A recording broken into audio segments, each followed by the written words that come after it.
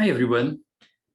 This time I want to talk a little bit about a theme that is very interesting to me for a long time, the pacts with the demon. So negotiating with Satan or Beelzebub or whatever we call the demon. And the main idea here is not that I really believe there is a demon out there in the theological sense, but this to me is very interesting from a symbolic point of view. What are we talking about? Well, traditionally, we may sell our soul to the demon in a negotiation where, as an exchange, he delivers us goods consisting mainly of mundane success, power, beauty, control, wealth, and so on. Mundane ambitions, mundane stuff. And this is a negotiation that we can do with demons, but we can hardly do that with divine beings because they don't need anything from us. But apparently, to some traditions, the demon is the enemy of humanity, is the enemy of human beings, and so he's the enemy of our soul, of our essence. He wants to deviate us from who we are. In this sense, we always lose our business because we are giving in this exchange with the demon the best we are, the best we may be, our essence, our ultimate potential, meaning our soul. And this is what might connect us with the divine and with eternity. And as an exchange, we just receive a few temporary, mundane successes, mundane pleasures. We receive goods that are totally perishable while we are sacrificing, in a way, eternity. What's the price of this? What's the consequence? Well, typically, the devil will bring us into quitting, deviating, making a distance from our soul, so from eternity, and this can indeed make us dive into hell. Not a hell with lots of little demons with forks torturing us, but the personal hell where we are losing touch with ourselves, we are losing sense, we no longer know who we are or what we are about. We are no longer able to find inner peace.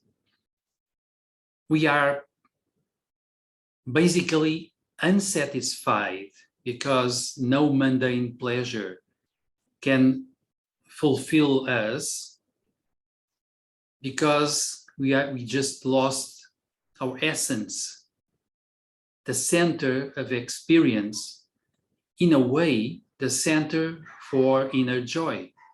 So we are in hell. There is no real satisfaction. There is the torture of non-being. And this, of course, this is what the devil intends, because symbolically speaking, the devil always moves against humanity, against the soul in humans, against our connection with the divine. He's the enemy of God, of course. And it's good to ponder a little bit on this, because I would say that our social, political, economical scenario is full of people who really sold their souls to the devil.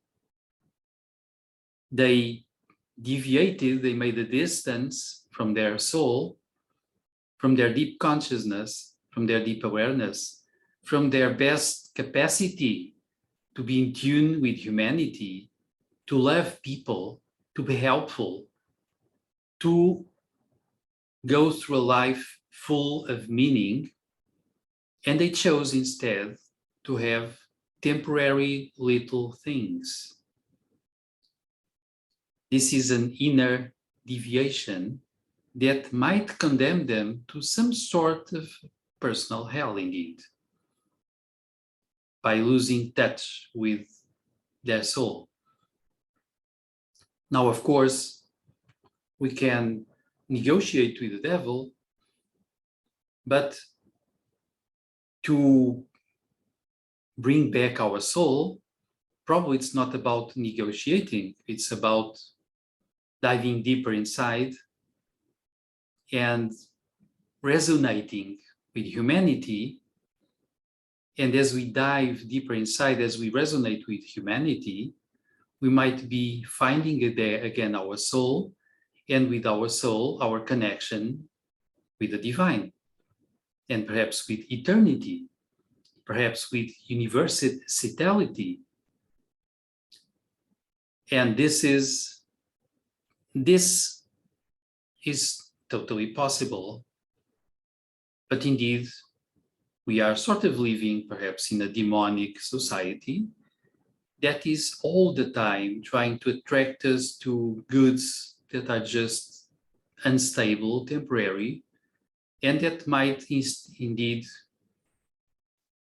get us addicted to common living, to little things, and they might deviate us from who we are. No, this is the main idea for this moment. And as usual, if you like, comment, share, subscribe the channel, and I'll be around.